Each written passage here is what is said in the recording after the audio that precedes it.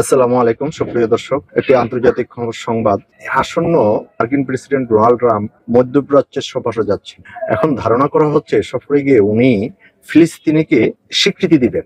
এ পর্যন্ত ফিলিস্তিনকে 147টি দেশ স্বীকৃতি দিয়েছে। শুধু ইউরোপ এবং আমেরিকা ছাড়া অনেক দেশই ফিলিস্তিনিকে স্বাধীন একটা রাষ্ট্র হিসেবে স্বীকৃতি দেওয়া হয়েছে। এবার আসন্ন মধ্যপ্রাচ্য সফরে যদি এরকম কিছু একটা ঘটে তাহলে অবাক হওয়ার কিছু নেই। আর এটা সবাই চায়, আমেরিকা সহ সবাই ফিলিস্তিনকে স্বীকৃতি দেয়, এটা সবাই চায়। তো ইত্তেফাকের একটি রিপোর্ট, আসুন বিস্তারিত জানি। আসন্ন মধ্যপ্রাচ্য সফরে ফিলিস্তিনিকে স্বীকৃতি দিতে পারেন ট্রাম্প।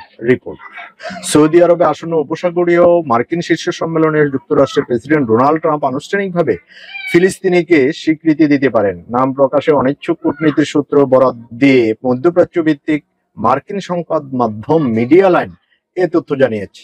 রাশিয়া এবং মধ্যপ্রাচ্য, আফ্রিকা এবং এশিয়ার বেশিরভাগ দেশ, 147টি দেশ ফিলিস্তিনিকে একটি সার্বভৌম রাষ্ট্র হিসেবে স্বীকৃতি দিয়েছে। তবে বেশিরভাগ পশ্চিম ইউরোপীয় দেশ এবং যুক্তরাষ্ট্র আনুষ্ঠানিকভাবে এটিকে সার্বভৌম রাষ্ট্র হিসেবে বিবেচনা করে না।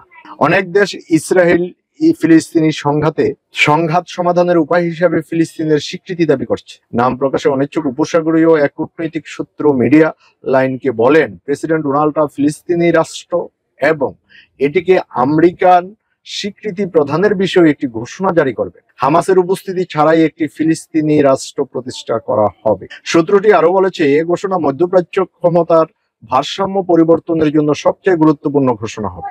এই মাসের শুরুতে কানাডার প্রধানমন্ত্রী মার্ক কার্নির সঙ্গে বৈঠকের সময় ট্রাম্প যে মন্তব্য করেছিলেন তা নিয়ে জল্পনার কল্পনার মধ্যে এই প্রতিবেদনটি প্রকাশিত হয়। আসন্ন মধ্যপ্রাচ্য সফরের আগে ট্রাম্প একটি নির্দিষ্ট বিষয় সম্পর্কে একটি খুব বড় ঘোষণা নিয়ে আলোচনা তুলছিলেন। যদিও তিনি এই ঘোষণার অর্থ কি হবে তা নির্দিষ্ট করেননি, তবে তিনি বলেছেন এটি খুব ইতিবাচক হবে।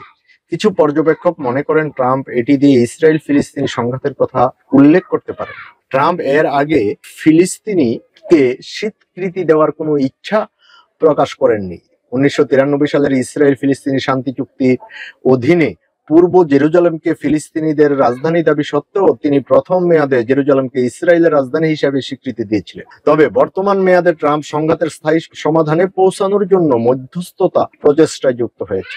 যদিও উভয় পক্ষ জানুয়ারিতে যুদ্ধবিরতিতে পৌঁছেছিল, তবে ইসরায়েল ফের গাজায় পুনরায় তাণ্ডব চালায়। এই সপ্তাহের শুরুতে তিনি মন্তব্য করেন, শিগগিরই গাজায় একটি নতুন যুদ্ধবিরতি প্রস্তাবে ঘোষণা আসতে পারে। ঘোষণা আসলে ভালোই, এবং এরকম যদি স্বীকৃতি দেয় তাহলে আশা করি ভালোই হবে। স্বীকৃতি দিয়ে একটি কাঠামোর মধ্যে নিয়ে আসা আর কতদিন চলবে এভাবে মার খাওয়া, এভাবে করা?